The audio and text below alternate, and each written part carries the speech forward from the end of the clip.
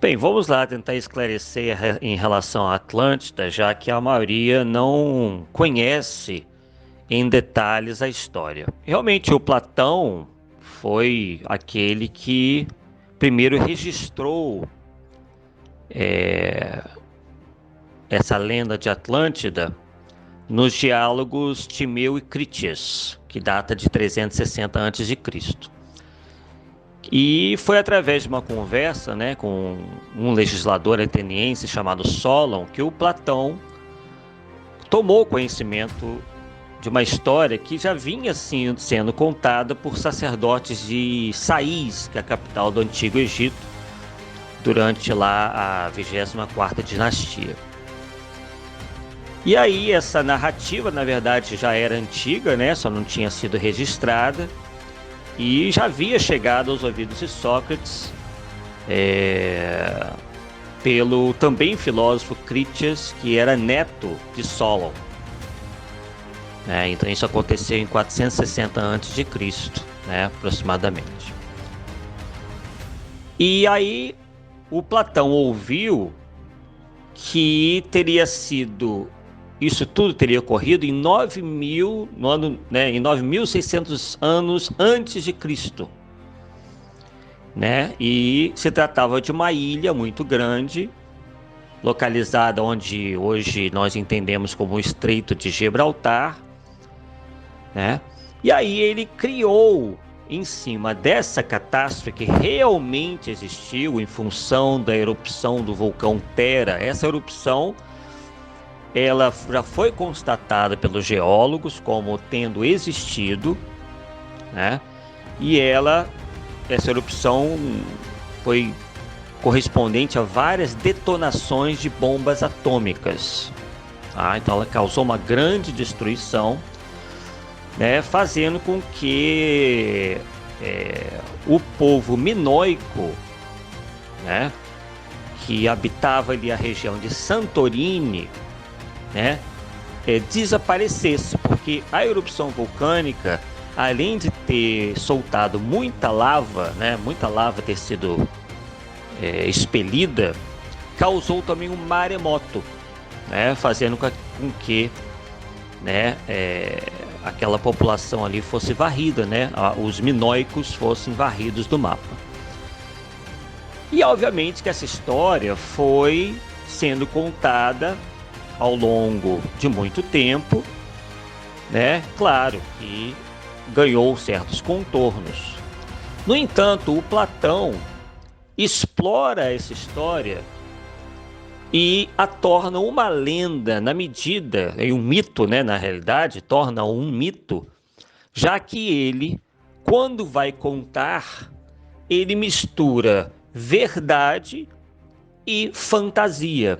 Por que que isso aconteceu? Porque ele quisesse mentir? Não, porque era uma característica dos gregos daquela época contarem ou criarem esses mitos. Os mitos serviam de lição moral, né, para a população de maneira geral, né? Eram histórias com fundo moral, e histórias que misturavam realidade com fantasia. Tanto é que ele chama esse lugar, né, de Atlântida. Ele cria esse nome de Atlântida, né, porque na história real, né, no fato real, quem habitava lá, nessa região, eram os minoicos da ilha de Santorini, né? Então ele chama de Atlântida porque a Atlântida teria sido criada por Atlante, assim como também por Poseidon. Então perceba que existe aí toda uma mistura da mitologia grega, né, com todos os seus deuses, né, nessa história, para justamente dar esse ar, né, de história com fundo moral. Tanto é que a Atlântida é destruída em função da vontade dos deuses, pois ela teria se desviado, ela teria se tornado uma sociedade materialista, uma sociedade egoísta, uma sociedade imperialista, né? Inclusive com interesses de dominação de outros povos. Isso efetivamente não existiu na realidade. Platão apenas se utiliza dessa história, né, do povo minoico, que é destruído por uma erupção vulcânica muitos e muitos anos antes, para criar uma história lendária que servisse de lição moral, servisse de instrução moral para os gregos. Platão achava que os gregos estavam se tornando muito materialistas, estavam se tornando assim muito voltados para a sensualidade, para o egoísmo, pela ânsia do poder, tal mais ou menos como acontecia, né?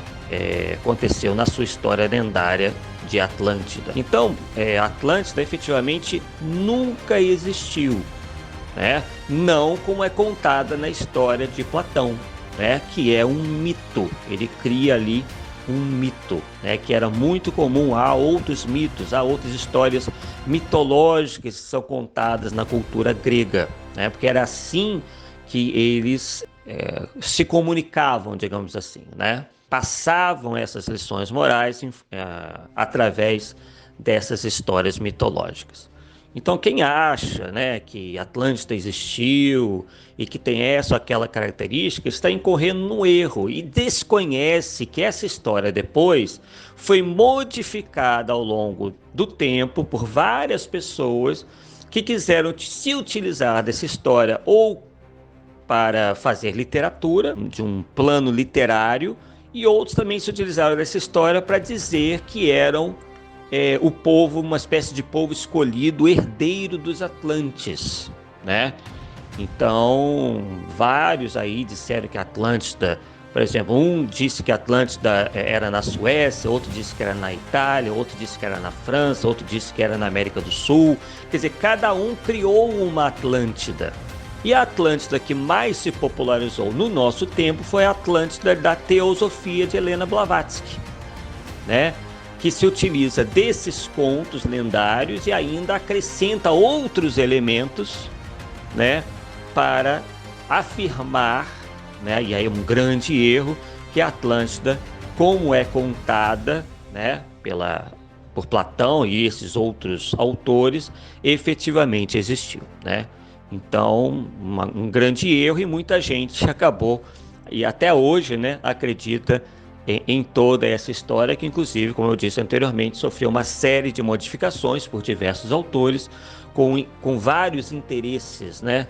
Eles tiveram vários interesses em propagar essa ideia de Atlântida para se dizerem que os seus respectivos povos eram descendentes dos Atlantes. Então, é isso, né? Não há nenhum cientista, nenhum geólogo, oceanógrafo, enfim, nenhum cientista, nenhuma área que reconheça a Atlântida como uma história verdadeira. Isso só sobrevive dentro do espiritualismo, e a gente sabe que dentro do espiritualismo, infelizmente, tem muito mais fantasia do que realidade. É por isso que está muito longe o espiritualismo, do jeito que ele está hoje, de ser levado a sério por pessoas sérias e que efetivamente estudam e pesquisam. É realmente uma pena. Um bom dia a todos.